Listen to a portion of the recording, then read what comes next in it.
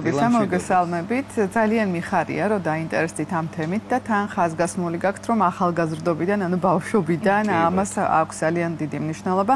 ძალიან ბევრ რაიმეს აქვს მნიშვნელობა ბავშვობის ასაკიდან და როგორც თქვენ ბრძანეთ, მართლაც მე მაქვს ინტენსიური შეხება უკვე მრავალი წელია მოზარდებთან, სულ პატარა ასაკიდან დაწყებული, დასრულებით დამთავრებული, რადგანაც ჩვენ როგორც თქვენ თქვით, დებატების მიმართულებით მუშაობთ და გვაქვს ერთი ძალიან დიდი პროექტი, დებატები უკეთესი განათლებისთვის, სადაც ახალგაზრდები დებატობენ ბევრ აქტუალურ თემაზე, მათ შორის ფინანსური განათლება არის ხოლმე ერთ-ერთი ძალიან მნიშვნელოვანი მიმართულება და ის უნარები, რასაც ჩვენ ვავითარებთ და განსაკუთრებით ყველასათვის მაქსიმალურად მისაწვდომს ხვდით, იმიტომ რომ ეს პროექტი გვაძლევს საშუალებას ნებისმიერი სოციალური ფენის, ნებისმიერი გეოგრაფიული მდებარეობის ადამიანისთვის მაქსიმალურად ხელმისაწვდომი გავხადოთ ეს სწავლება, ამიტომაც არის რომ ჩვენ დიდი გამოცდილება გვაქვს შესაბამისად დაგროვილი აი ამ ჯგუფებთან მუშაობის.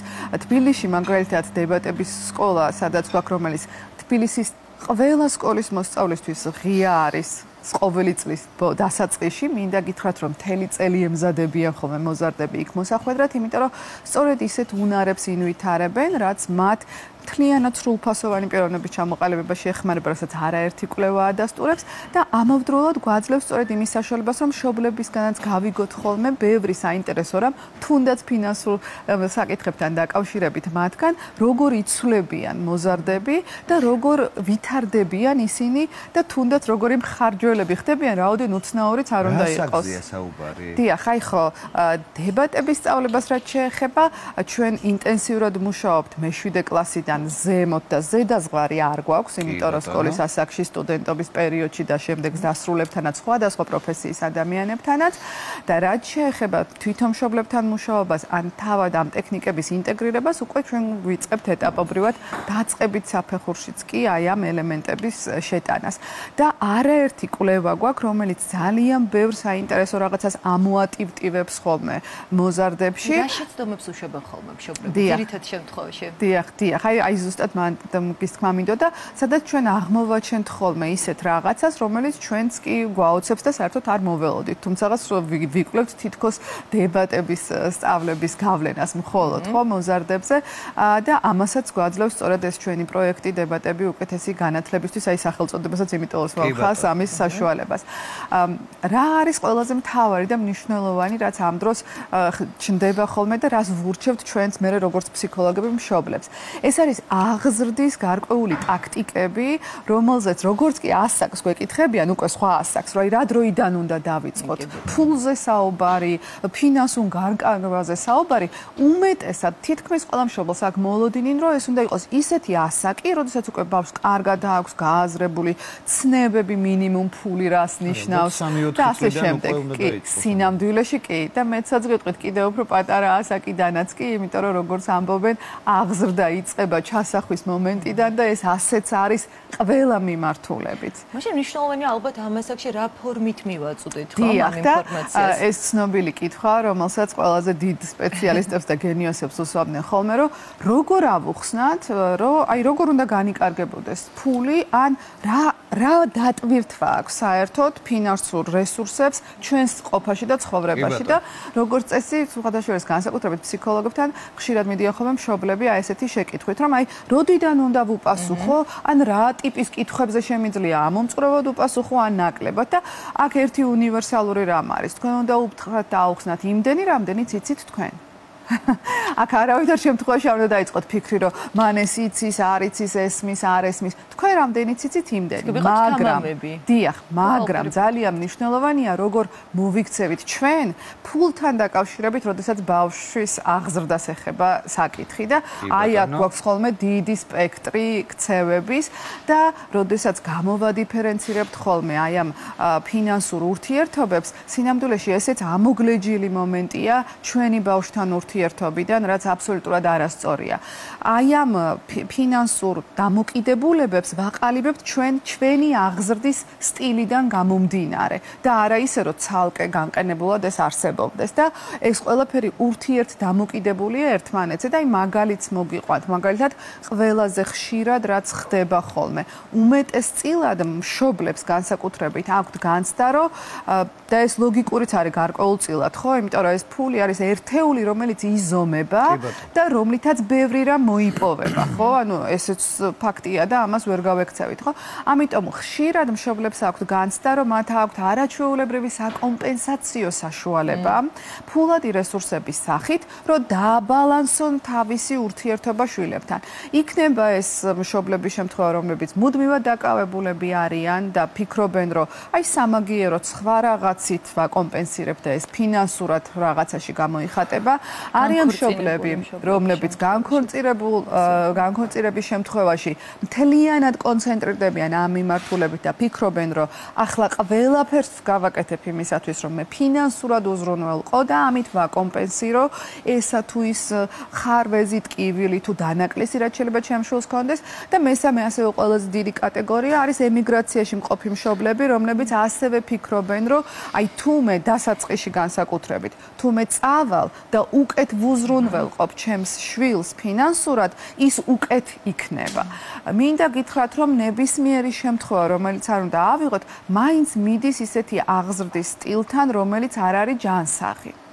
არავითარი დანაშაულის შეგრძნება, არავითარი კომპენსაცია არაფრით არ შეიძლება დავუშვათ როგორც გამოსავალი. ეს არ ნიშნავს, რომ ჩვენ არ უნდა ვიზრუნოთ ჩვენ შვილებზე. ჩვენი მთავარი ფუნქცია, მოვალეობაც ეს არის და თითოეული ეს ქცევაც ხო ამითია პროვოცირებული, რომ მათ გამომუშავება, ამის ყადრი და ფასი. დიახ, ზუსტად. ანუ აი ხშირად ხო არის ნათქვამი, რომ რა უნდა ვასწავლოთ, მივცეთ თევზი, დაჭერილი თუ ვასწავლოთ თევზის ჭერა, ხო? ანუ როდესაც აქ ფინანსურ ურთიერთობაზეა საუბარი, რა თქმა უნდა, თქვენ მაქსიმალურად უნდა იზრუნოთ იმაზე, რომ თევზის ჭერა ასწავლოთ და არა მიართვათ ასე ლანგარზე გამზადებული ნაირ-ნაირი თევზები. ეს ერთის მხრივ, მაგრამ მეორე ისევ აღზრდას მინდა მაინც დაუბრუნდე, იმიტომ რომ პირდაპირ არის ეს კორელაციაში და დაკავშირებული, უფრო ზუსტად რო ვთქვათ, იმასთან თუ როგორ ვზრდით საერთოდ ჩვენ შეგვიძლია სიტყვაზე 2-3 წლიდან ბავშვს როცა ვეთამაშებით, იმ თამაშის ხერხებით დაწყებული იმ 2 წლიდან, რომ ჩვენ ახლა მოდი წავიდეთ მაღაზიაში რომ წავიდეთ მოგვეწონა ეს ნივთი, ამ ნივთისთვის გჭირდება თანხა. დიახ. დაუშვით ეს შეცდომა.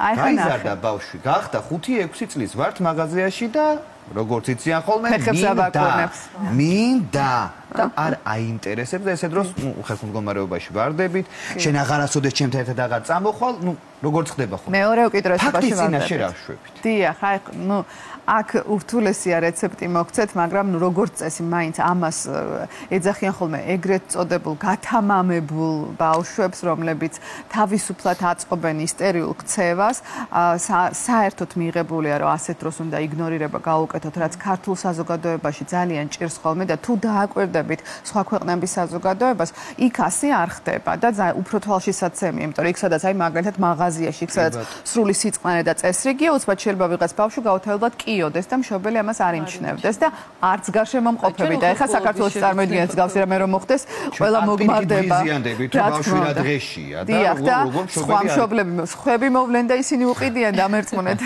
ჩვენთან და ამიტომ ადვილად ჭრის ბავშვებისგან ეს ხერხი და აქაც ისევ მივდივართ იქ, რომ აი რას ნიშნავს ის, რომ როგორ უნდა ავუხსნათ, რომ რაღაცა შეიძლება და რაღაცის იქით აღარ შეიძლება. ანუ აქ ისევ რაღაცა დასჯა წახალისების მეთოდიკის გამოყენება და მეტად ახსნა განმარტებითი ურთიერთობებია საჭირო იყო და აუცილებლად მინდა ერთ მნიშვნელოვან საკითხს გაუსვა, ხაზი ხშირად რა ესმით, ან რა გონიათ ასევე მშობლებს და ესეც მცდარია ახსნა განმარტებაში. მაგალითად, თუ მე ჩემ შვილს მუდმივად ვესაუბრები იმაზე, რომ ჩემი ფინანსური რესურსები არის აქედან აქამდე და ეს არის შეზღუდული, ამიტომ ამას და ამას მე შენ ვერ გიყიდი ან ვერ გაგიკეთებ, დიახ. რა იხარჯება რა რჩება. დიახ. ან ვთქვათ, ვეუბნები, რომ ეს ახლა ხელმისაწვდომი ჩვენთვის ვერ იქნება და ასე შემდეგ. ესეც მცდარია, მინდა გითხრათ. ანუ ეს არ არის ასევე სწორი მიდგომა, იმიტომ რომ აქაც მშობლები აჭარბებენ. დიახ, აქ ვუბიძგებთ იქითკენ, რომ აი ნახეთ რას ფიქრობს და არაცნობიერად ეს როგორ ლაგდება. თუ ჩვენი სტრატეგია მუდმივად ასეთია. ანუ ეს ხაზი მინდა გავუსვა, ანუ ხანდახან ეს სხვა შემთხვევა, მაგრამ აი სტრატეგია გვაქვს ასეთი, თქვენ ამას შეამჩნევთ ბავშვებსაც, სხვათა შორის და უფრო მეცაც გეტყვით, ეს არ არიან ბავშვები მხოლოდ დაბალი სოციალური ფენიდან, შეიძლება საშუალო ფენიდანაც კი იყოს, ან მე შეიძლება მაღალი ფენიდანაც, იმიტომ რომ მშობელმა გადაწყვიტა, რომ აი ასეთი აღზრდა უკეთესია. და რას ამჩნევთ ასეთ ბავშვებს? ისინი ამბობენ, რომ ხო, ამის ფული ჩემ მშობლებს არ აქვთ. ან ამას ჩემი მშობლები ვერ შეწდებიან. ან ამას ვერ იზავენ და ან ასეთი დამოკიდებულება უჩნდებათ და რეალურად ეს აყალიბებს ორი უკიდურესობა ხდება. ნახეთ ერთი მომთხოვნი და მეორე უკვე ასეთი. დიახ, აი ნახეთ ასეთ დროს ჩნდება რა ემართება ბავშვს. მას უჩნდება განცდა, რომ ყველაზე დიდი საყრდენი მისთვის ვინც არიან, ეს არიან მშობლები, მას ბევრ რამეს ვერ აძლევენ. ხვდებით ის რას ასკვნის?